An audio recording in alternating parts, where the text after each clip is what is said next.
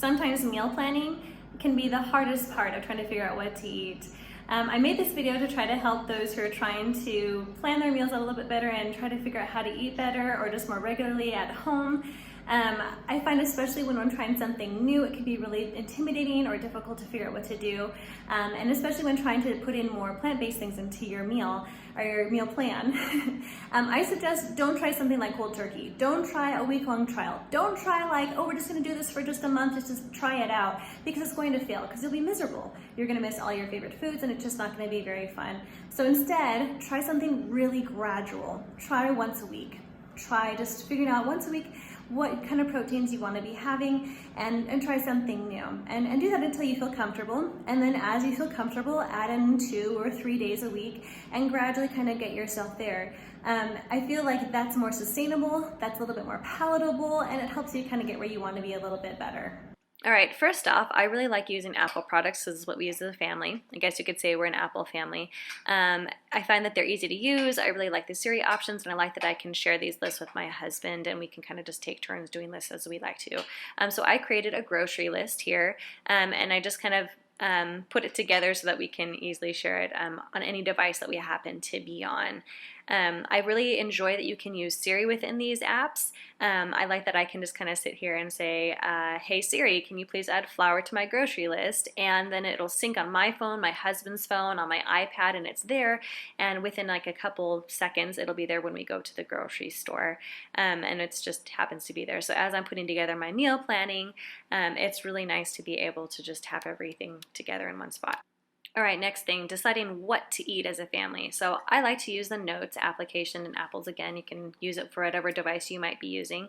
And I like to go through and kind of decide how I want to plan my meal this week. So I think, do I want to do different ethnicities? Do I want to do types of food? Do I want to do cooking methods? Do I want to say who's going to be cooking? I find it really helpful sometimes if I'm trying to do something new, like I want to do different types of grains or proteins, to kind of write that in as well and decide what it is that I'm aiming to get there as well. All right, so if we want to kind of look over and see what kind of things we do as a family, here's a list that I have for this coming week for our menu. So I do things for like what we're gonna eat for dinner, what I have for possibilities for lunch or breakfast, and some days I do specific days we're gonna have this, but sometimes I really like the freedom to say, okay, I'm really tired today, we're just gonna have a soup, or we're just gonna have rice, or today I've got more energy, I'm gonna do something that's a little bit more complicated. All right, obviously I really like list making. One of my favorite ways to make lists is through these different Apple devices. I guess, gosh, they should be paying me like a commission for all of this. I really like using Pages, and I've taken all of our favorite family recipes and just kind of made a list here of what they are. I've separated them up with different ethnicities because right now that's kind of what I'm trying to play with and kind of organize, okay, what are we feeling like eating this time? And maybe it'll help us to diversify our grains or our proteins or whatever we're trying to get at. So I really like this method. It's been really helpful for me, but I don't always want to just use that, so there's other things that I do as well. I really like cookbooks and I read through them a lot, but when we're moving every 2 to 3 years, it's hard to have so many. So I only keep the ones that I really like as a good reference.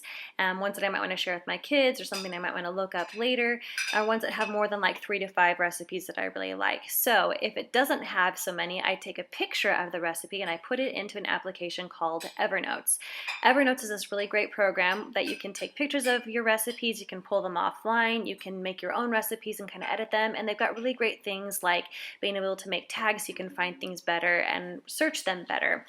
So I've made up a bunch of different tags here of just different ways of cooking or different ingredients that I have so that I can find what I'm looking for better and make my meal plan according to dietary things that we want to do or cultural different things we want to do as well. I also like that you can make shortcuts into recipes that you want to find really quickly that you might use a lot. And so I don't do too many of them because, again, I want it to be quick, but I like that you can do that. I also really like that you can share these recipes or like the entire notebook if you want to with a friend, and they make it pretty easy to do so.